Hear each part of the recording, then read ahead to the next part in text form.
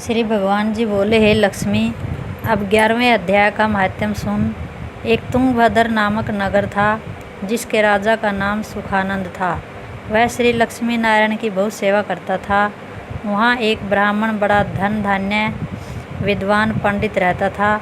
उस ब्राह्मण का नियम था, नित्य श्री गीता जी के 11वें अध्याय का पाठ करता था, और राजा भी नित्य श्री लक्ष्मी नारायण की सेवा करता था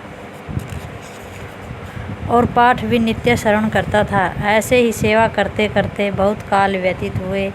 एक दिन राजा घर को गया। उस दिन बहुत से अतीत देशांतर फिरते फिरते उस नगर को आए। अतीतों ने राजा से जगह मांगी। राजा ने बड़ी हवेली खुलवा दी, जहाँ अतीत उतरे। राजा ने सीधा दिया रसोई कर। मेहमान बड़े प्रसन्न हुए और अमृत तुल्य वचन बोले। राजा उनके दर्शन को गया। राजा का बेटा भी साथ था और कई और भी साथ में थे। राजा उस हवेली में आया और जो महंत था उसके साथ राजा बातचीत करने लगा और राजा का पुत्र खेलने लगा। वहाँ एक प्रेत रहता था। उस प्रेत ने राजा के पुत्र को मारा। चाकरों ने राजा को खबर की। यद्यपि राजा सेवा करता व कथा श्रवण करता था, परंतु पुत्र के मोहवश राजा के मन में दुर्बुद्धि आ गई। राजा बोला, हे संत जी, आपका दर्शन हमको बहुत फला है।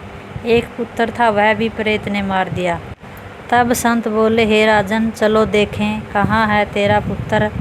राजा, ब्राह्मण, महंत सभी यहाँ आए जहाँ राजकुमार मरा पड़ा था। तब ब्राह्मण ने कहा, अरे प्रेत, तू इस लड़के पर कृपा दृष्टि कर, जिससे यह लड़का जी उठे, और मैं तुझे श्री गीता जी के 11वें अध्याय का पाठ सुनाता हूँ। तू उसे श्रवण कर, इससे तेरा कल्याण होगा। अब तू पिछले जन्म की बात कहो।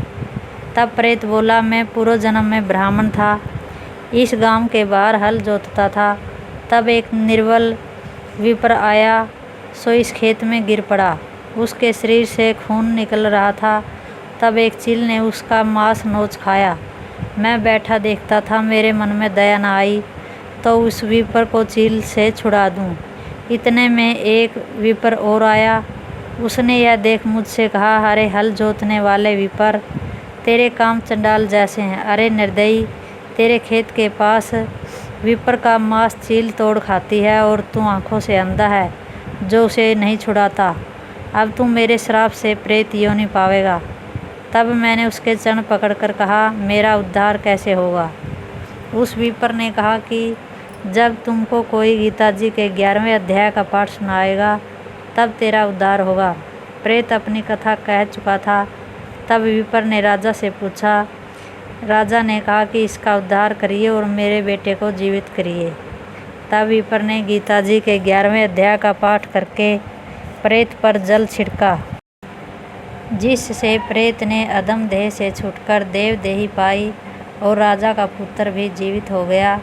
स्वर्ग से विमान आया, उसमें बैठकर वह प्रेत स्वर्ग को गया। राजा का पुत्र भी श्री गीता जी के 11वें अध्याय का पाठ सुनने से श्री नारायण जी का भक्त बना। तब उस ब्राह्मण से राजा ने भी गीता के 11वें अध्याय का पाठ श्रवण किया। इस प्रकार वह राजा परम गति का अधिकारी हुआ। जय श्री कृष्ण।